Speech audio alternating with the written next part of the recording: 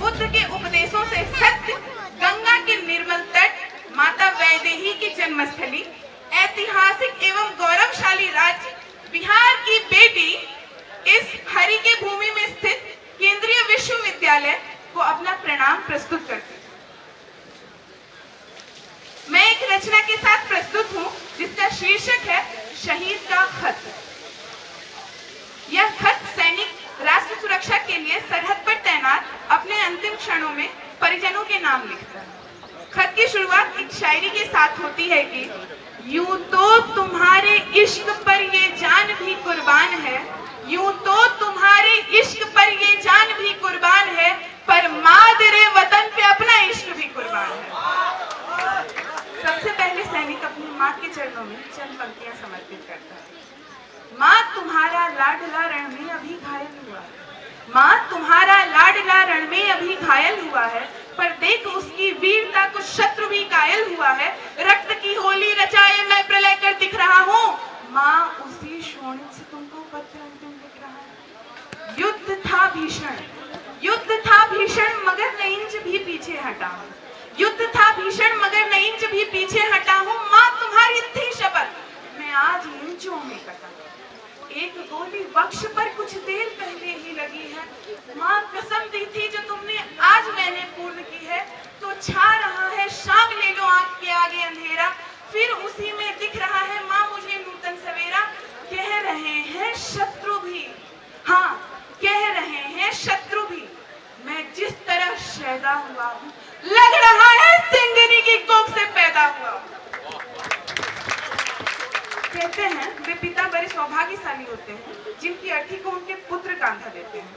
तनिक उस पिता की पीड़ा को अनुभव कीजिएगा जिसने अपने पुत्र की अंतिम यात्रा देखी होगी। कवि लिखते हैं जितनी भारी लगती है यह शेष नाग को धरती, जितनी भारी लगती है यह शेष नाग को धरती, उतनी भारी लगी पिता को खुद बेटे की। पिता के लिए समर्पित करता है मैं तुम्हें बचपन में पहले ही बहुत दुख दे चुका हूँ और कंधों पर खड़ा हो आसमां सर ले चुका हूँ। तुम सदा कहते न थे ये ऋण तुझे भरना पड़ेगा, एक दिन कंधों पर मुझको ले तुझे चलना पड़ेगा। पर पिता मैं भार अपना तनिक हल्का कर न पाया, तुम मुझे करना क्षमा मैं पितृ ऋण को भर न पाया। ओ पिता यह प्रश्न मुझको आज तक भी खा रहा है, आज भी यह सुख तुम्हारे कंधों पर भी जा रहा है। भाई के लिए लिखते हुए सैनिक भाव विभोर हो जाता है। अनुभव कीजिएगा। सुन अनुज रणवीर गोली बाह में जब आ समाई, सुन अनुज रणवीर गोली बाह में जब आ समाई, ओ मेरी बाई बुझा उस वक्त तेरी याद आई। मैं तुझे बाहों से अब आकाश दे सकता नहीं, लौट कर भी आऊंगा विश्वास दे सकता नहीं, पर अनुज विश्वास रखना मैं नहीं थक कर पड़ूंगा, तुम भरोसा पूर्ण रखना सांस अंतिम तक लगूंगा। अब तुम्ही को सौंपता हूँ बस बहन का ध्यान रखना, हाँ अब तुम्ही को सौंपता हूँ बस बहन का ध्यान रखना। जब पड़े उसको जरूरत वक्त पर सम्मान करना, तुम उसे कहना कि रक्षा पर्व जब भी आएगा भाई अंबर में नजर आशीष देता आएगा।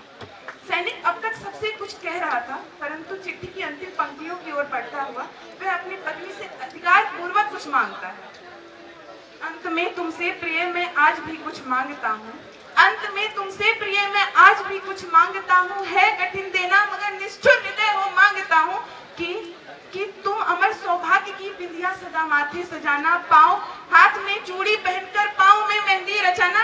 तुम नहीं वैधव्य की प्रतिमूर्तियों की साधिका हो, तुम अमर बलिदान की पुस्तक की पहली भूमिका हो।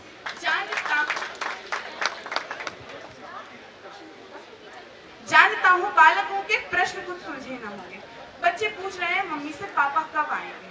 जानता हूँ बालकों के प्रश्न कुछ सुलझे न होंगे, सैकड़ों ही प्रश्न होंगे जिसमें वे उलझे तो होंगे। पूछते होंगे कि पापा है कहाँ, कब आएंगे और हमको साथ लेकर घूमने कब जाएंगे। पापा हमको छोड़कर जाने कहाँ बैठे हुए हैं, क्या उन्हें मालूम है कि उनसे हम रूठे हुए हैं। तो तुम उन्हें समझाना कि जिद पे अड़ जाते नहीं हैं। हाँ तुम उन्हें समझाना कि जिद पे अड़ जाते नहीं हैं। पाते नहीं हो। सप्तपद की यात्रा से तुम मेरी अर्धांगिनी हो। हिंदू धर्म की मान्यता है कि अगर लड़का लड़की 7 फेरे ले लें तो वे 7 जन्मों के समराही हो जाते हैं। सप्तपद की यात्रा से तुम मेरी अर्धांगिनी हो। 7 जन्मों तक बजोगी तुम अमर वैरागिनी हो। इसलिए अधिकार तुमसे बिन बताए ले रहा हूँ। हाँ प्रिय, इसलिए अधिकार तुमसे बिन बताए ले रहा हूँ। मांग का सिंदूर तेरा मातृभू को दे रहा हूँ। जय हिंद। धन्यवाद मानसी इस ओजपूर्ण कविता के लिए। आप जो है मैं डॉक्टर